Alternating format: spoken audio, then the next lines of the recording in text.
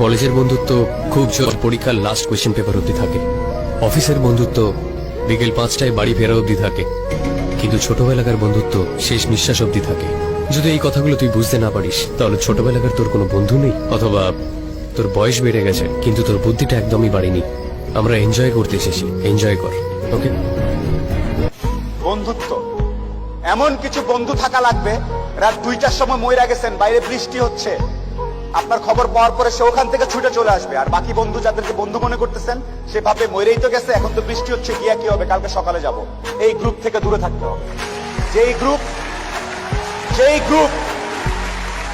যেই বন্ধুগুলা বলবে যে বৃষ্টি টিষ্টি কিচ্ছু বুঝি না, ও সমস্যায় আছে, এখনই যাব, এইরকম একটা গ্রুপ খুঁজে বের করবেন। আপনার জীবনে আর কিছু চাওয়ার নাই, পরিবার, স্বাস্থ্য আর এরকম কিছু ফ্রেন্ডস আছে, আপনি অলরেডি সুপার সুপার সাকসেসফুল। পৃথিবীর সর্বোচ্চ ধনী ব্যক্তির থেকে আপনি সাকসেসফুল।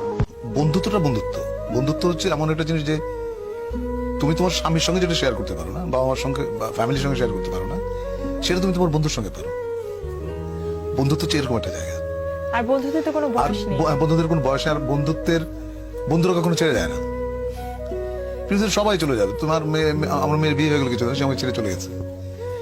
সবাই ছেড়ে চলে যাবে, বাবা মরে যাবে, মা মরে যাবে, কিন্তু বন্ধু কখনো হারায় না। সবাই বলে বাপ মাই বেস্ট ফ্রেন্ড, তাদের সাথে বন্ধুর মতো মেশো। সবাই বলে বাপ মাই বেস্ট ফ্রেন্ড, তাদের সাথে বন্ধুর মতো মেশো। বলছি দাদা, বাপকে গিয়ে বলতে পারবে কালকে সিগারেটটা আমি খাইয়েছিলাম, আজকে তুমি নিয়ে এসো। কম্পিটিশনের যুগ, ফেল করলে বাপের গালি, কম কামালে বউয়ের বাণী। কম্পিটিশনের যুগ বস, ফেল করলে বাপের গালি, কম কামালে বউয়ের বাণী। দিনের শেষে তো বন্ধুরাই বলে ওসব ছাড় তো, চল বসে একটু গাঁজা টানি। আমার বন্ধুরা খুব হারামি ছিল। জন্মদিনে পকেটে পয়সা না থাকলে ধার করে খাওয়াতে হতো। আমার বন্ধুরা খুব হারামি ছিল। জন্মদিনে টাকা না থাকলে ধার করে তাদের খাওয়াতে হতো।